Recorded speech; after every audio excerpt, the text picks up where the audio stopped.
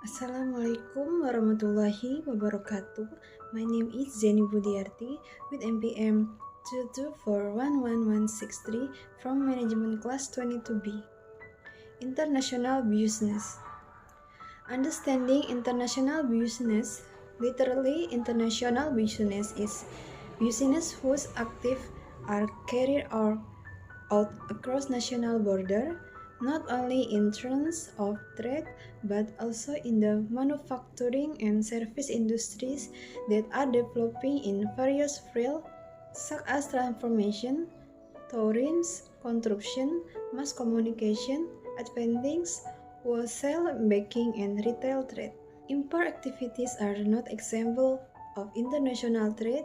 This activity involves purchasing goods or service from abroad. For example, foreign goods enter Indonesian such as oil and gas, rice, pharmaceutical equipment, and electronic devices.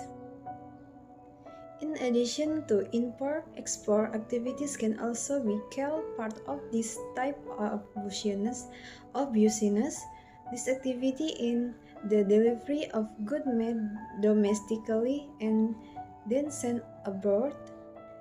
Difference between international business and international trade. Not a few people think that international business and international trade are the same, but in fact both have quite striking difference. As mentioned earlier, the definition of international business itself is a business activity carried out between one country and another where there is international marketing and international trade. For international trade is a trading activity carried out by a person or group of residents in a country with residents in different country by mutual agreement. The implementation of international trade is actually very complex or complicated because it's influenced by various factors.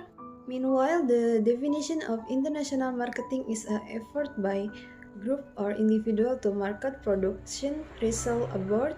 Here, entrepreneur can be free from various trade barrier and tariff because there are not export and import transaction.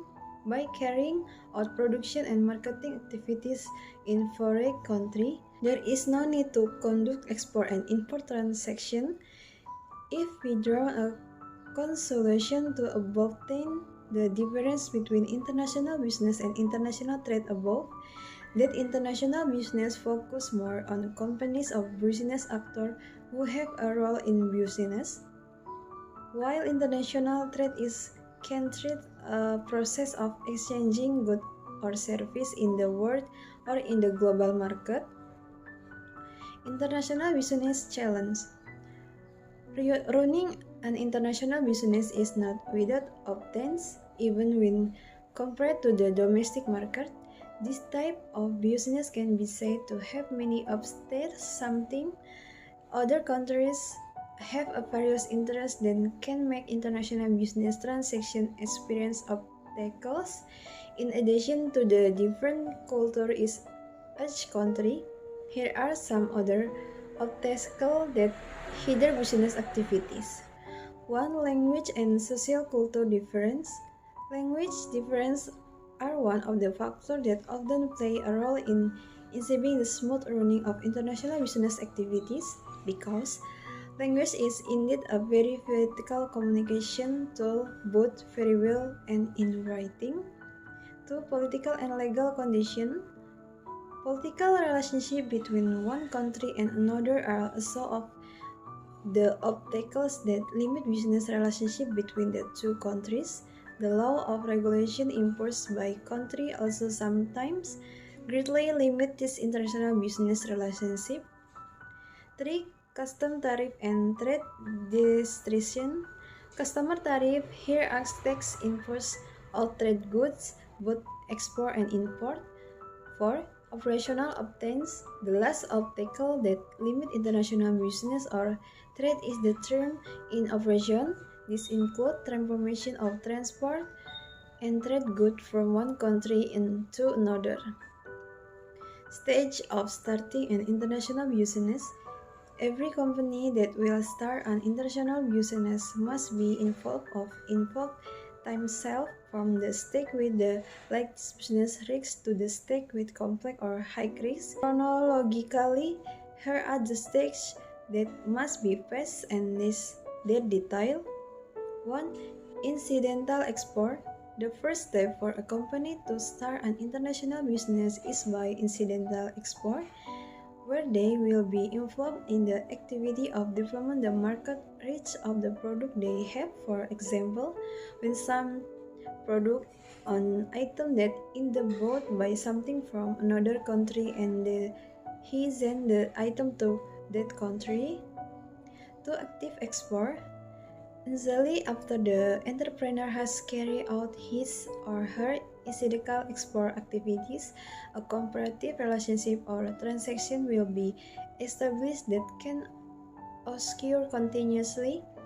If initially the customer only can from this type of goods, is the likely that in the can interest by making transaction to purchase goods in the larger quantities or different type of goods. This production and transaction activity will increase with the many type of production goods being seen abroad.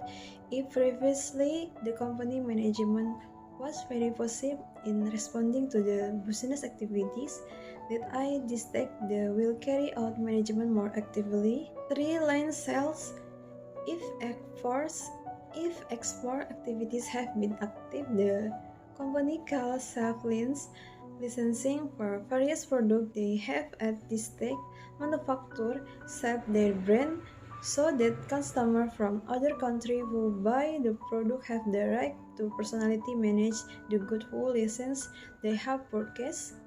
For franchising, the final step in starting this international business of practicing with this development of the license sale mentioned above.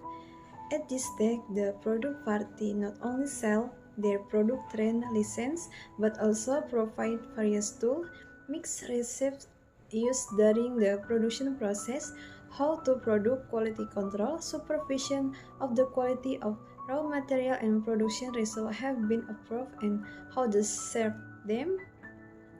Thank you.